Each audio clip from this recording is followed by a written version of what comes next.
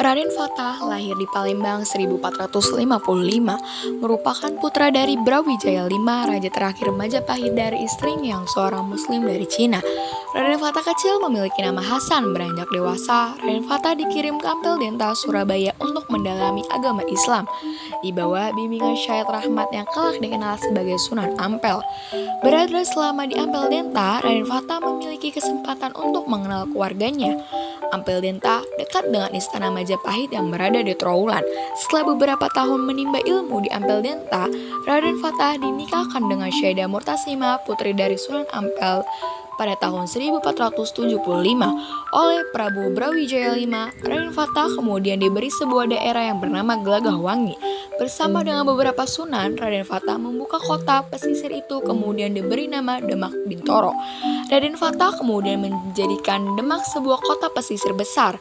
Pertemuan dari kebudayaan Hindu dan Islam. Ketika Demak semakin berkembang, perang saudara justru melanda Majapahit. Majapahit pun runtuh. Demak pun mengambil alih kepemimpinan tahun 1478. Raden Fatah dilantik oleh para sunan, anggota Wali Songo, menjadi Sultan Demak sebagai identitas kota muslim. Maka Raden Fatah bersama para sunan membangun sebuah masjid besar di tengah kota. Masjid besar itu dikenal sebagai Masjid Agung Demak. Raden Fatah memimpin Kesultanan Demak dengan didampingi para sunan yang dikenal sebagai Wali Songo. Kesultanan Demak di beberapa wilayah di Jawa bagian tengah yang menjadi wilayah kekuasaannya, pelan tapi pasti dengan dukungan pengaruh dari Wali Songo. Beberapa wilayah pesisir bekas Majapahit bergabung dengan Demak. Jalur perdagangan pun berkembang semakin ramai di bawah kendali Kesultanan Demak. Raden Fatah lebih banyak bergerak dalam pengislaman di Jawa. Islam semakin menyebar tidak hanya di pesisir tetapi juga di pedalaman.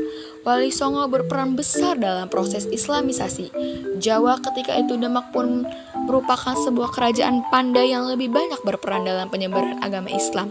Tahun 1511, Kesultanan Malaka jatuh ke tangan Portugis. Malaka membuat kerajaan-kerajaan di Nusantara menyadari sebuah ancaman di depan mereka. Penjajahan oleh bangsa Eropa, Kesultanan Demak tidak tinggal diam. Tahun 1513, Raden Fatah mengutus anak-anaknya yang bernama Pati Unus menyisihkan Portugis dari Malaka.